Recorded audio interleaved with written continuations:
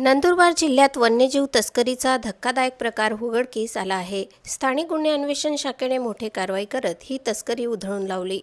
बर्डीपाडा टोलनाक्याजवळ पोलिसांनी सापळा रचून संशयास्पद आयशर टेम्पो अडवला। मालेगावहून गुजरातच्या दिशेने हा टेम्पो जात असल्याची खात्रीशीर माहिती पोलिसांना मिळाली होती। तपासणी दरम्यान टेम्पोमध्ये भाजीपाला असल्याचे भासवण्यात आले, मात्र भाजीपाल्याच्या कॅरेट्सखाली लपवलेला थर उघड होताच पोलिसांनाही धक्का बसला।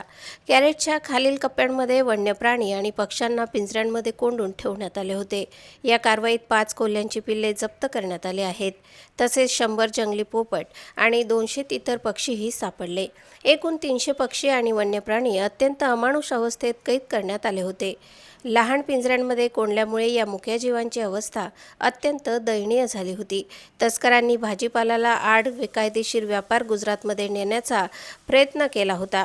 पोलिसांनी तात्काळ टेम्पो चालकासह 3 संशयितांना ताब्यात घेतले आहे। हे सर्व आरोपी मालेगाव येथील रहिवासी असल्याची माहिती मिळाली। प्राथमिक चौकशीत आरोपींनी उडवाउडवीची उत्तरे दिली असून तपास अधिक तीव्र करण्यात आला आहे।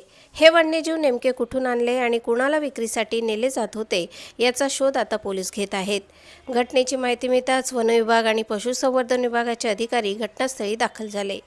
जप्त करण्यात आलेल्या सर्व प्राणी व पक्ष्यांची वैद्यकीय तपासणी करण्यात येत आहे। त्यांना लवकरच सुरक्षित ठिकाणी हलवण्यात येणार आहे।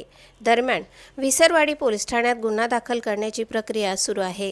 या प्रकरणामध्ये मोठ्या तस्करीचे रॅकेट असण्याची शक्यता पोलिसांनी व्यक्त केली। वन्यजीव तस्करीच्या मुळाशी जाण्यासाठी LCPचे पथक सखोल तपास करत आहेत। या कारवाईमुळे जिल्ह्यात खळबळ उडाली असून वन्यजीव संरक्षणाच्या दृष्टीने ही मोठी यशस्वी कारवाई मानली जात आहे।